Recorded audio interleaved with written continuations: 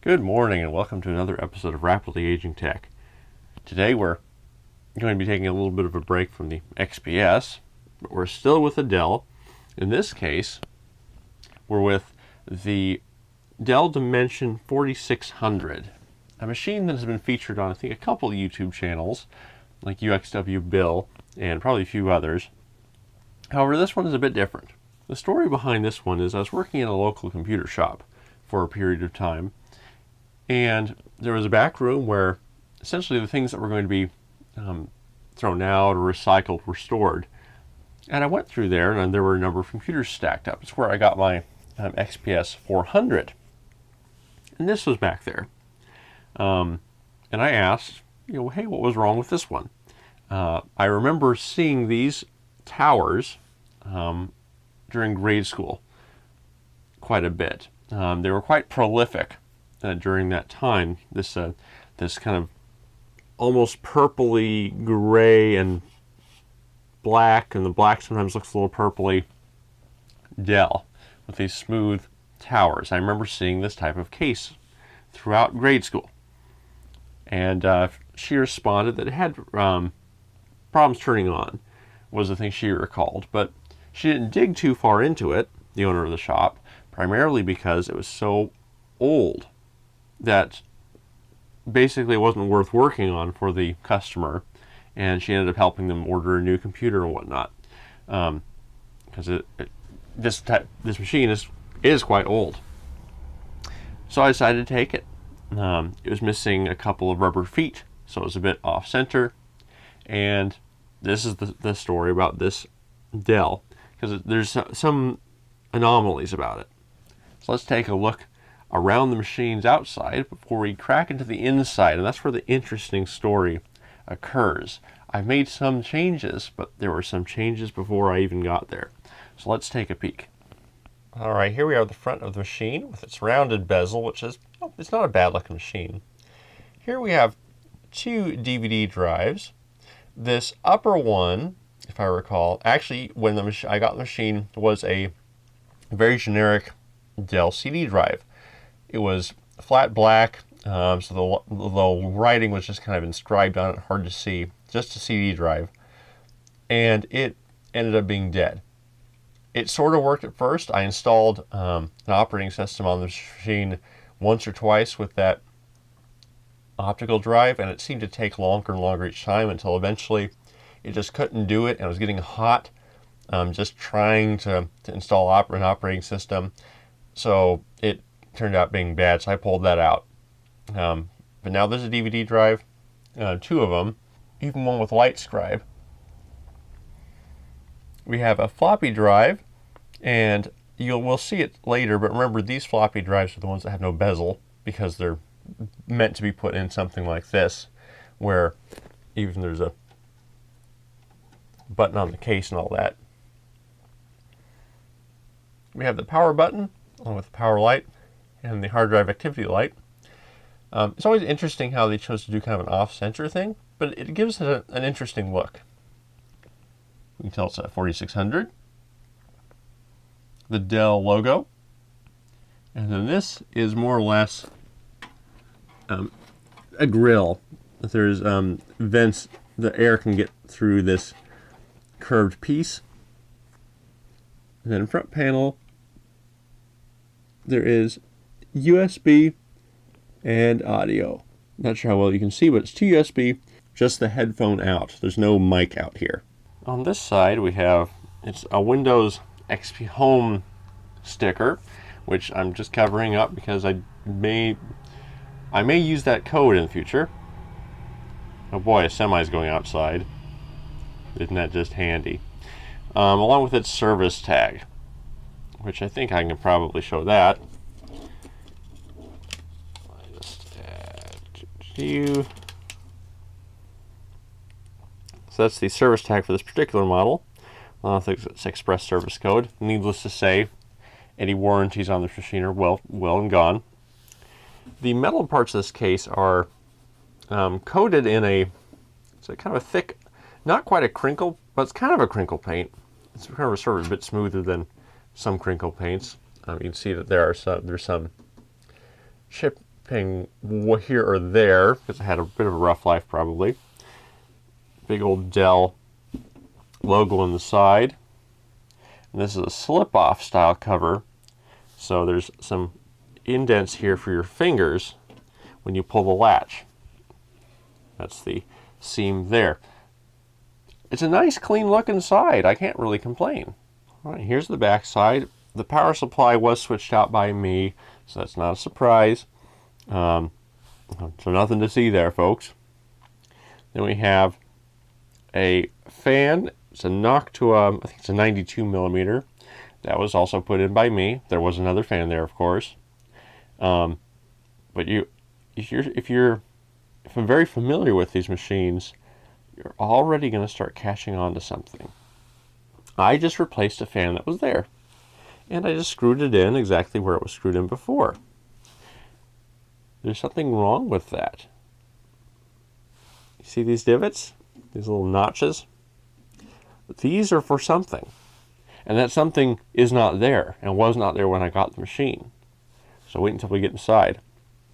Here, we have the rear I/O and a handy dandy sticker, which kind of overlaps with one of the screws here, saying where the things are. Well, isn't that nice? There was a time, I believe, when motherboards frequently, when you'd buy them, you'd get a motherboard layout, so you could put that in the case and show. You could look at the maybe bottom of the case and see where all the different plugs and ports are inside, and then probably something like this. So if Dell was doing that same thing, great for them. I don't see that anymore. I've never purchased, most of my motherboards I purchased don't have anything like that, and most of the pre-built systems don't have anything like that either. At best, they may have some clearly color-coded blocks, which Dell has done on machines. So that's handy. I like that. You have two PS2 ports, because this is a real computer. So we got PS2 ports, floppy drive, all right. We're almost completely real. Two USB, which is handy. We have a serial, a parallel. Okay, it's full-blown real computer. A VGA out, so there must be some onboard video. Two more USB, Ethernet, and some basic audio. So we got mic, audio out, and probably audio in. Well, that's pretty handy dandy. Only thing I would complain is you could probably fit two more USB ports on the back panel, and I think 6 is probably the sweet spot most computers have had for a number of years. A lot of Dells later on would just by default have 6 of them. So if you had that on here, hey, no reason to complain. You'd have all your legacy ports and plenty of USB. All right, this is interesting, isn't it? What we have here is, well, clearly there's a graphics card. Got your kind of bluish, for some reason, DVI-I connector, the best DVI connector because it has analog signals built right into it. And then there's a VGA underneath here. We have just a bit of grill material put in by me to allow some ventilation. Then we have a Wi-Fi card. Wi-Fi on desktops is always an interesting thing to me. I find it surprising that the current generation of high-end motherboards, a number of them seem to have built-in Wi-Fi. If you're building a desktop, folks, and you're using a full ATX board, Wi-Fi doesn't seem like something that I'd use up precious USB or even worse PS2 ports to have. That's just me. Now if you're going mini ITX, sure, do it. Great. But ATX and eATX? What are you thinking? You're going to build a supercomputer and you can't afford to have wired internet over to it? Anywho. Not the point. This is a this is a micro ATX machine. There's not as many slots. Still not Wi-Fi worthy in my opinion, but it came with the machine. I left it in there. it's handy if you're moving it around and just trying to work on it, but if I was permanently setting this up, it would be wired. And below that, we have a sound card. So you have your old game port, and then all the expanded audio capabilities. And there's a side vent. This plastic nubbin here is actually a latch you push down to pull the side panel off. So here we have the underside where you can see where the original feet were. Little round rubber feet. And if I remember right, it had 1 foot left. And I think it was one of the back ones, either this one or this one. And that was strange that it had lost all but one. But it held on for dear life. It made it quite, it didn't stand right, of course. So I ended up finding some replacements. I think these are on eBay. They are soft rubber. They definitely had a very strong rubber smell. Sort of like if you ever go into a tire store, like Les Schwab or whatnot, and there's that smell, that strong black rubber smell. These had that. To the point where if I if I had it stuck in carpet, it really wouldn't smell it too much. When you flipped it up, it would come right back, and my cat actually would run right over to it because she was interested by, the fairly unusual smell for the house. So we don't usually smell like a tire, but they do a good job. They're bigger surface area, and I didn't want to go over the old rubber spots just in case there was the glue didn't adhere as well. That's that. And there's, of course, all this jargon stuff. Not sure if there's anything of interest there. Now let's crack her open. All right, now we're gonna crack this guy open. You pull the tab down, and then it slides right off. So you're gonna see something here that I've alluded to that I didn't change. That was in this machine to begin with. Now, what did I mention changing? I mentioned changing the power supply. And what we have is a 600 watt, I think it's thermal take, or thermal take, I'm not sure how it's supposed to be pronounced, power supply. I got it from my brother. It has the ketchup and orange wiring. He used it in his main build, and it's not even, as far as I can tell, I don't believe it's even a bronze rated unit. So that's that. The mess of cables is, of course, related to that. I added in the floppy drive and floppy drive holder because this machine didn't originally have one, or at least didn't have one by the time I got to the computer shop. All right, so what's unusual? Think about the Dell Dimension 4600 and Dells of this era, running Pentium 4s and whatnot. What was their cooling system? Do you remember? Their cooling system was a heatsink block, a rear exhaust fan, and a green shroud that would fold down over, and it would pull air through the case, across the heatsink, and out. Not the worst idea. All the hot air goes straight on out, as long as there's enough airflow to keep the thing cool. And this machine, I suspect, came with something like a Northwood 2.8 gigahertz. And looking at the sticker on the front, which I may have to show again, it wasn't hyper-threading. So it probably had a non-hyper-threaded 2.8 gigahertz Northwood Pentium 4. Much like the machine my mom was using up until just this year. I ended up building her actually a sort of retro machine recently using the Athlon 64X2 6000 plus, so a dual core running at 3 gigahertz. We're still very old, but you slap that in a machine, give it 8 gigs of RAM, throw in an SSD, and you can use the internet very easily with that machine. The motherboard is actually a really nice motherboard, so there's definitely room to expand up to better processors. But she used to use a single 2.8, and on the modern web, that thing was having a lot of problems for her. She was also running XP. So what the heck happened?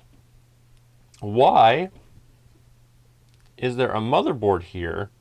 How is it that proprietary Dell cooling system motherboard was able to take, like, it looks like a standard socket 478 aftermarket cooler? All right, none of this stuff is important, the graphics card or any of that.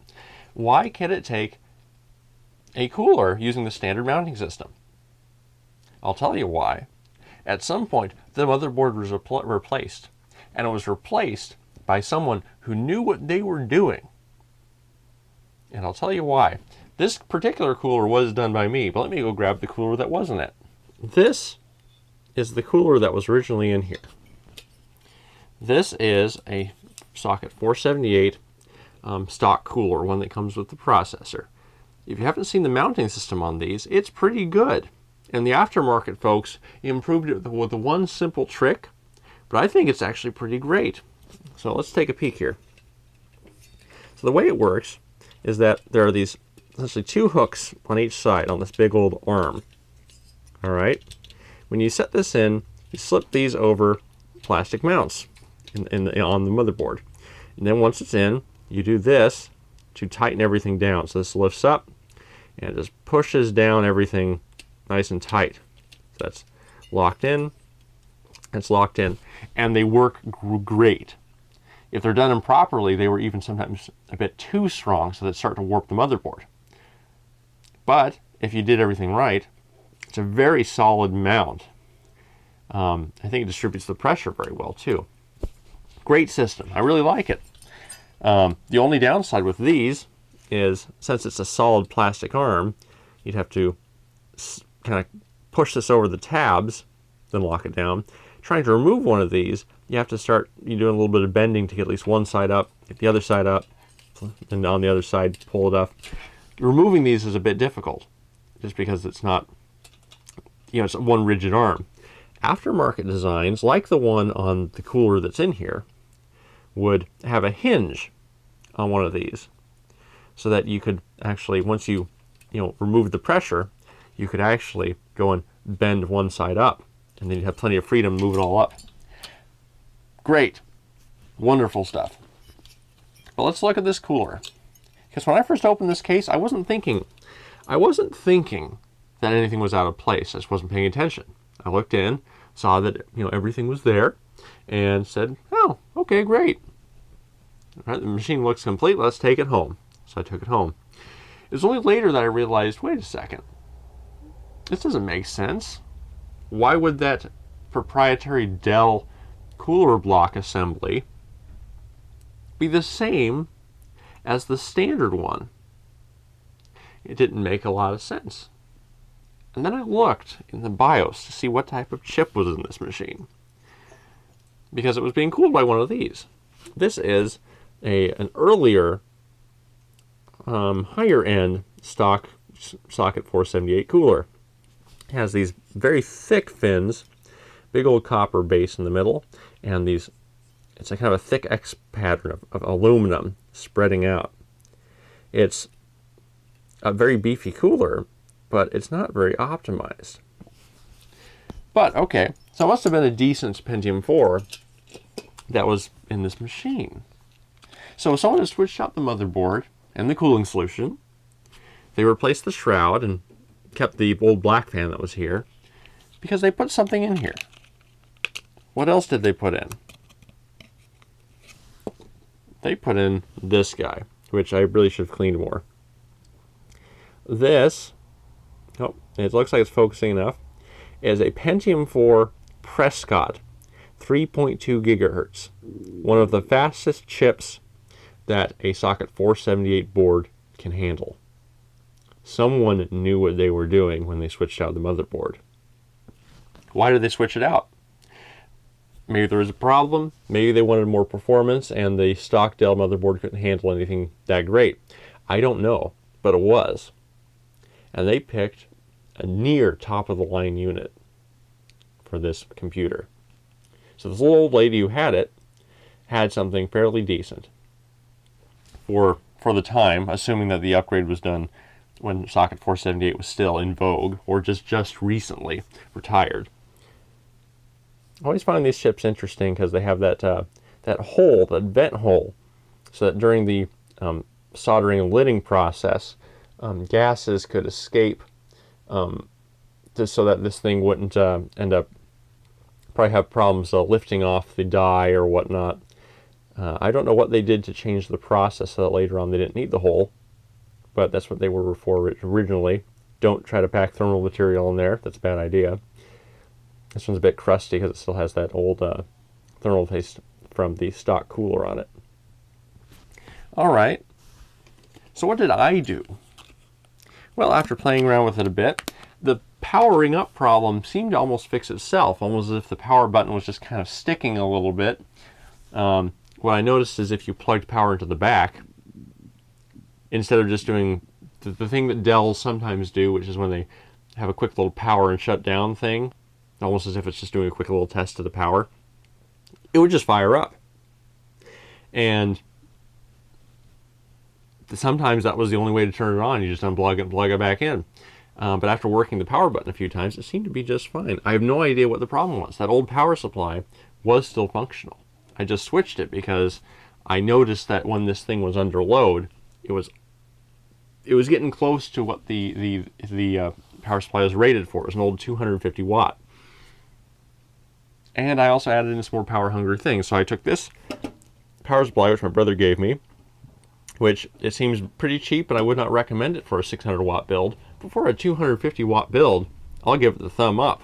I'll give it the Rapidly Aging Tech seal of approval for 250 watts. So one of the first things I did was I switched out the graphics card. Now, the graphics card originally in this machine was something like an NVIDIA, like 440. I'm going to have to confirm that. A single slot board, very cheap, something that a Dell OEM would probably have. All right, made sense to me. This board has onboard graphics, but they must have decided not to go with those and just keep using the stock card. Fine. I switched that out for an ATI Radeon 9550 because I had a spare one, decent card for the time. And then I left the. You know what? Let me just show you inside while we're doing this. All right, so I put in a Radeon 9550. That's not it, so no angry comments. Left the Wi-Fi card, which is in there for some reason, and put in a sound card. And I put in a Sound Blaster Live, and this must have been one that was either Dell OEM or Dell was working in cahoots with them because it has that wide white Dell front panel connector, which makes things handy. So we got a nice Sound Blaster Live chip, Wi-Fi, and then this graphics card is basically a 2-slot. This came later. I'll explain that. As far as this goes, I did not put this cooler in until much later because I decided, well, as you know, I like to max things out. And so I had to find out what type of motherboard this is. And actually, it was made pretty easy for me. Remember when I was talking about motherboards having stickers with the layouts and everything? Looky there. It also has the model number on it. The Intel D865GLC. There's also a full ATX version that's a little different. Is it the DL? It's the DL. I can't remember. Yeah, probably just the DL. C is probably compact. Anyway, I think it's 865 chipset, socket 478. Intel made some stable boards. I think they've been described as stable, usable, but boring. My dad was a fan of them because they just worked. And the logical conclusion is that the person who makes the CPU would probably be a good judge of the motherboard and the chipsets because they would make them all to work together. Not a bad idea. Anyway, we have our North Bridge cooler. And the South Bridge is under here in this knot of cables. And it is uncooled because this is an earlier board, doesn't quite need it. It does, have a couple SATA ports down there. Not sure how well you can see. But primarily this is from the era of IDE, which is fine. Anywho, the cooler. At one point, once I found out that this machine could take, I knew that there was basically three options. There was the highest end Pentium 4 Northwood, which I think ran at 3.4 gigahertz. 512 kilobytes of level 2 cache. I'll correct anything in post if I get that wrong. Second one was the Gallatin, I always want to say Galatian, Pentium 4 Extreme Edition, which is more or less a Xeon Northwood that had all the same things as Northwood, but an extra 2 megabytes of level 2 cache, I believe, which would be 2.5, no, that'd be level 3, so it would have a lot more cache, and probably unlocked, I can't remember. And then there was the third option, which was the 3.4 gigahertz Prescott, 200 megahertz higher than what was in this machine. Some of you might have said, well, this thing's near the top, so I won't worry about upgrading. I didn't say that. First, I went for the Galatian, because all the old reviews of Prescott versus Northwood are pretty well on launch. And on launch, it looked like that Prescott was just, hotter, more power hungry, and worse. At 3.2, 3.4, lower clock speeds, it just was beaten by Northwood. And Galatian was Northwood with a bunch more cache. Sure, okay, so I looked for it. I found one for $100, which was a bit pricey for a machine that was free. So I decided not to go for it. So what was the other option? Well, I decided to go with the Prescott. And that one, and I'm coming with a much more advanced cooler. You'll notice that this fin array is more or less what modern Intel stock coolers go with. There also was a single fin design. I couldn't find one, but this is a kind of a split fin. So there's the one thicker one and then splits. There's ones where it's all individuals, which I think is better, but more expensive to produce. Thicker copper base. Let's look at a comparison. All right, so it's wider. There's more copper there, and also it's hard to tell, but underneath the fan, you'll see that copper slug turns into a copper sleeve, and it goes up much farther on this than on that or any of my LGA 775 stock coolers or anything. It is very beefy. It's much heavier. Same basic fan design. No, actually the blades are changed a bit. Better cooling, which is necessary for a 3.4 gigahertz Prescott with 1 megabyte of level 2 cache.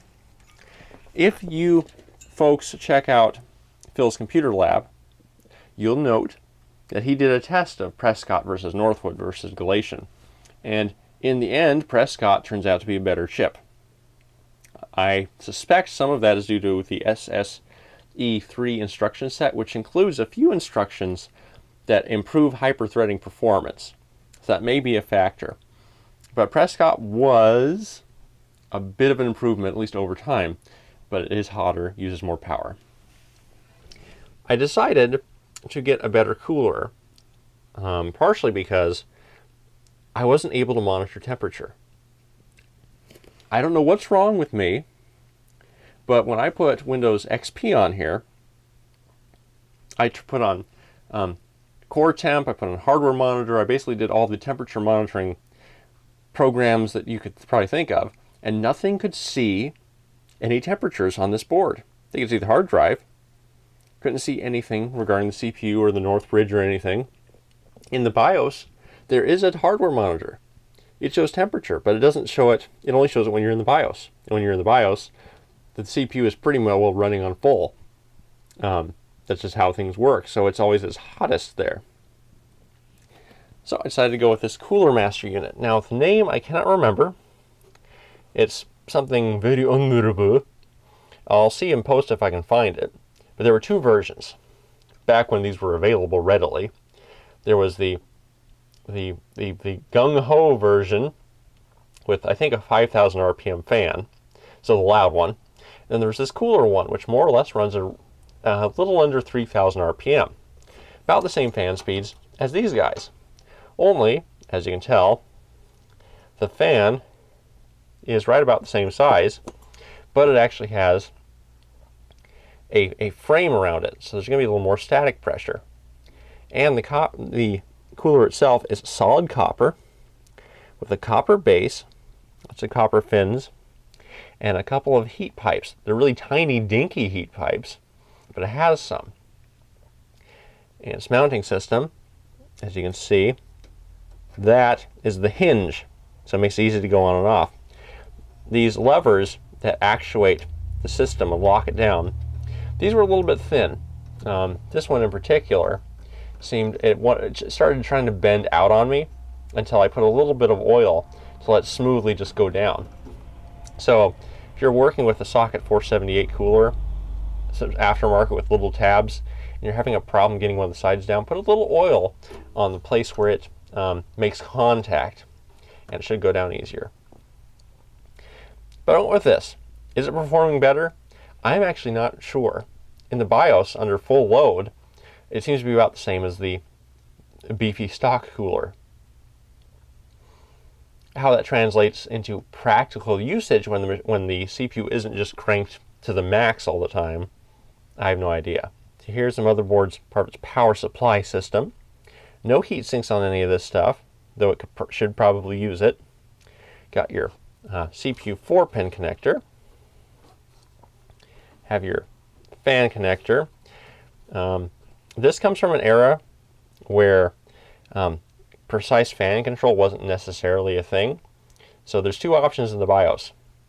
One is you have fan control enabled, where you can either have the fans completely off or really slow when everything's nice and cool. And then when things aren't nice and cool, it ramps up to maximum. So you can either have them going maximum all the time or quiet and then maximum. Just recently, after I fired this machine up, this last fan is just kind of pulsing back here on the low setting. Don't know why. Noctuas are good at low voltage, but this one started having a bit of an issue. This graphics card was put in later because I was having issues with VLC. VLC media player is my go-to for an older machine to be able to watch YouTube videos. It really puts a lot of weight onto the graphics card so that your CPU isn't struggling doing HTML5 or Flash.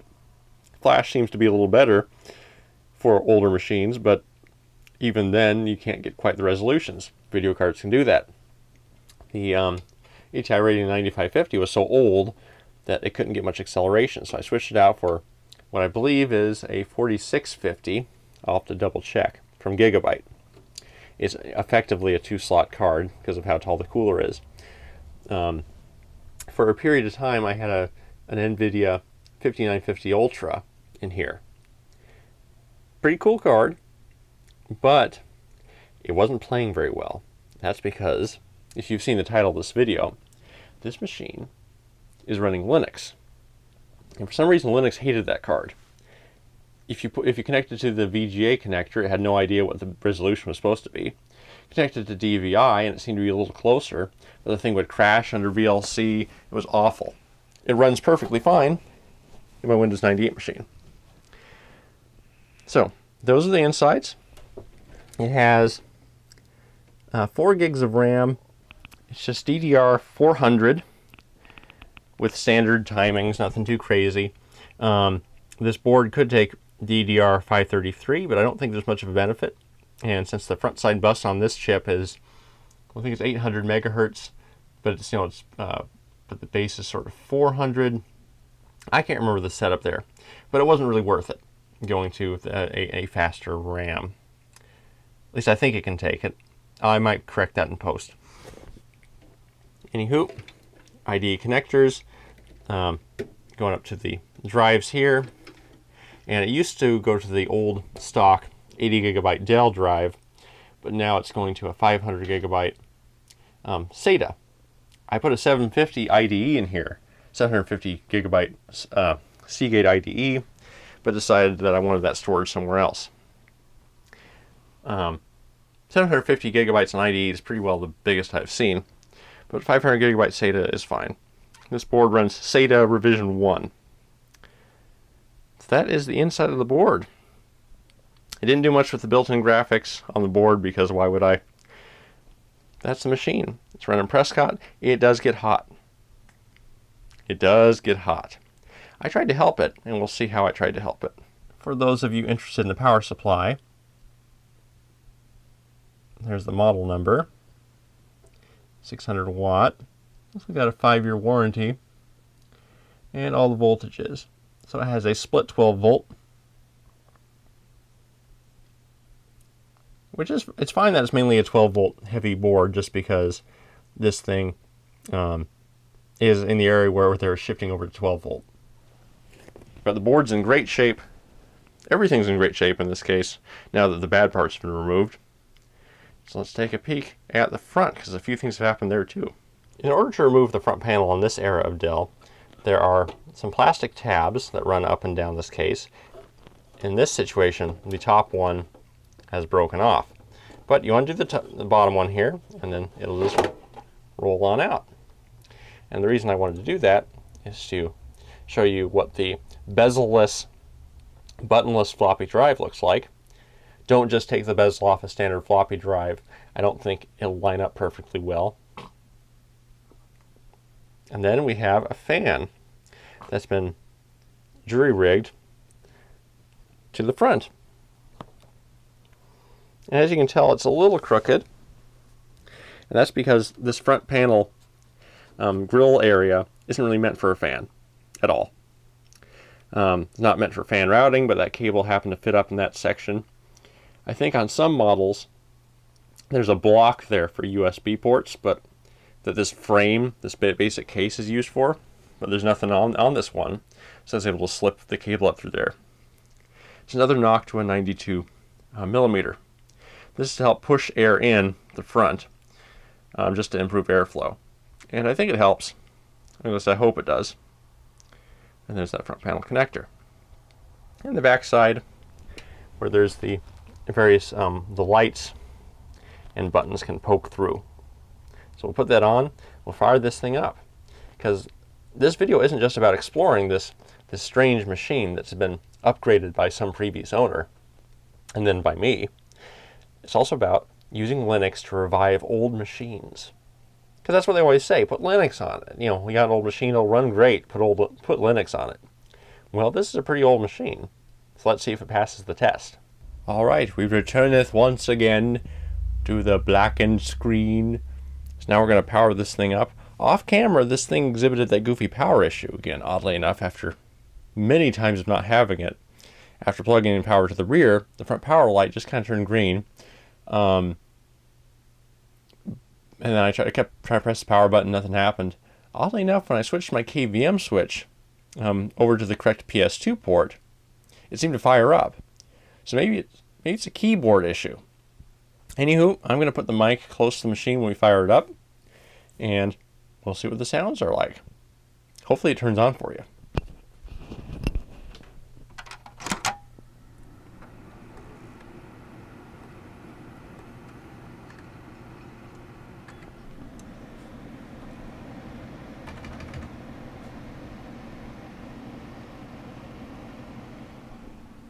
Alright, as you can tell with those fans going full bore, there's some volume coming from the machine, but since they're at least 92 millimeters and they're not super fast, I don't think it'll tad under 2000 RPM, it's sort of just a breezy sound. It's not a raspy sound, it's not a hard driven sound. So let's take a peek here. In the BIOS, we have our information on the BIOS version, the CPU, all that good stuff.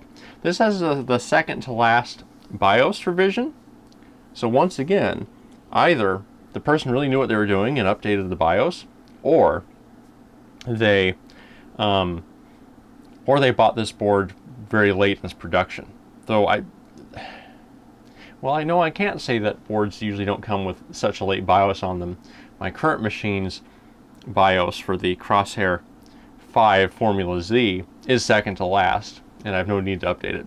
Same with this one, no need to update. I think the updates were something to do with maybe USB devices on this. It wasn't important. Anywho, so it has hyper-threading. It's 3.4 gigahertz. The system bus is 800 megahertz, and the memory speed is 400 megahertz. You know what? I think this machine can't take 533. There is no 533 that was either 333 or 400, and 400 makes most sense. I can't remember. I'll probably check that in post. So 1 megabyte of level 2 cache, 4 gigs of RAM, and I think there's two brands. One I think is actually Crucial, and one might be part of the Dell stuff. Dual channel, which is great. System date and time are holding. Advanced. I just like to go through the BIOS here. There's IRQ, priority, and whatnot. It's not super important to deal with. Boot, plug and play OS. I always say no and I let the BIOS do all the IRQs and whatnot. I leave it be. I like the BIOS doing everything. And numlock on is nice. Peripherals. Basically your serial port and parallel port stuff. I always do hard IRQs and interrupts, and I like that to be very solid, as opposed to doing auto or having some operating systems that they try not to give the parallel port an IRQ. Just give it to it. Onboard audio has been disabled, of course. Then LAN. I'm not sure what ASF support. I think I knew what it was at one point, but maybe I'll find that. Drives. So enhanced. As you can see, enhanced allows for SATA and PATA drives to work. Legacy is just IDE, and disabled means nothing. I don't know why you do disabled. IDE Busmaster, hard disk delay. So this is a nice feature to have, especially if you're working with slower drives that take longer to spin up. It gives the drive some time to spin up before it'll actually check for them, so that there's no errors. The other drive I had was a bit slower to start up, so it made sense to have it. I'll turn it back on. Why not? It's sort of a nifty thing. So we have in SATA port 1, that's the hard drive. I could have sworn it was a Samsung, but looks like it's a Western Digital. And then, of course, our CD drives. Floppy. Once again, this is a board that has one of those late SAD floppy drive controllers and only allows one drive at a time. However, this one does allow for all the different kinds of drives, so you could put whatever you wanted in here, but you can only have one. It doesn't seem like it'd be that hard to have a traditional full-blown floppy drive controller, but whatever. Event log. Let's see, did it record? Hey! So at least in our case, the power issue might be related to the machine not wanting to even fire up if there's no keyboard.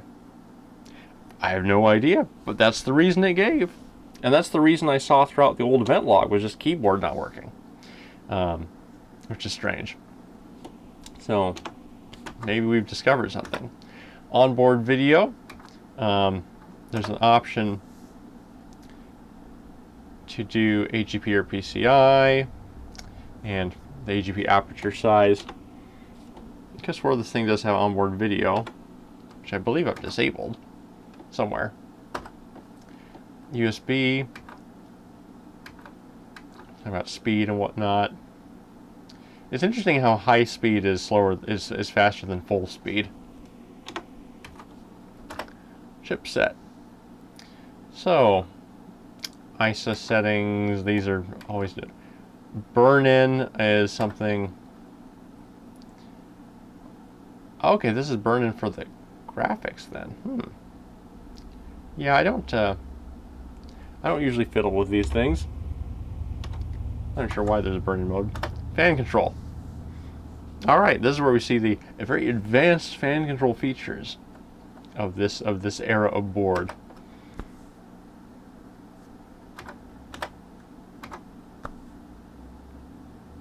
That's it. That's basically what you can do. You can turn it on, and then it will drop down to slow, and when it gets hot enough, it'll kick up to high. It doesn't have a smooth curve.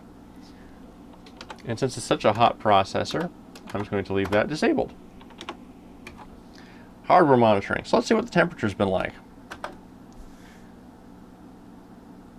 Now this is where the early Prescotts start to get their reputation. So we've been sitting now, admittedly, at full bore pretty well. And look at the temperature. 62 degrees Celsius. Now it's full bore, as in it's probably having a wait command. Oh, what's the right verbiage for it? Basically, under DOS and Windows 98 and those sorts of things, the CPU is always running.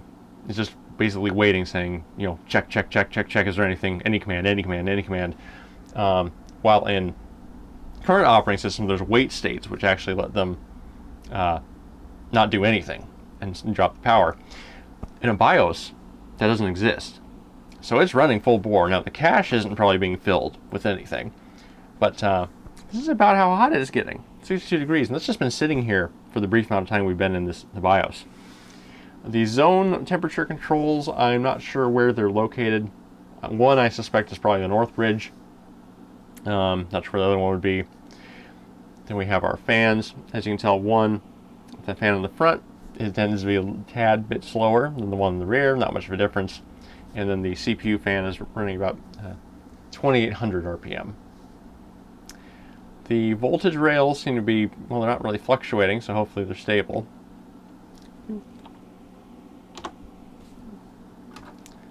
Security, just password stuff.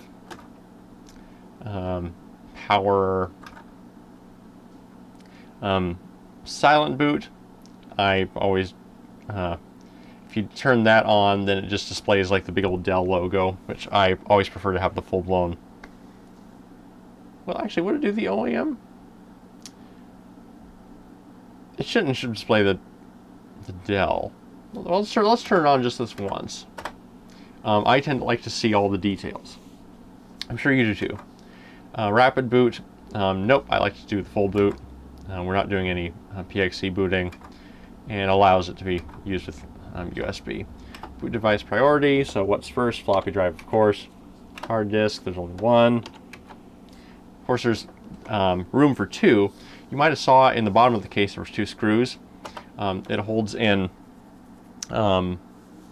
two cages. You undo those and undo the screws inside, and so there's two cages of upright standing hard drives.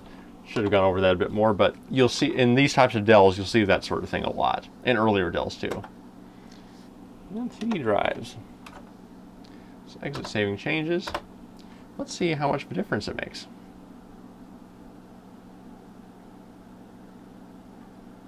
Okay, that's what it shows. And it knows it's a Pentium 4 hyper-threading. Isn't that neat? Well, I'm going to go back into the BIOS. Intel desktop boards, integrity to build on. And we'll turn that back off because I like to see the memory count.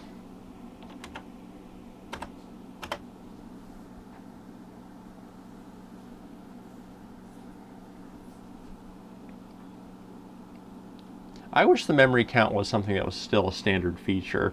There's just something neat about it, along with, of course, the beep codes from the PC speaker and all these things.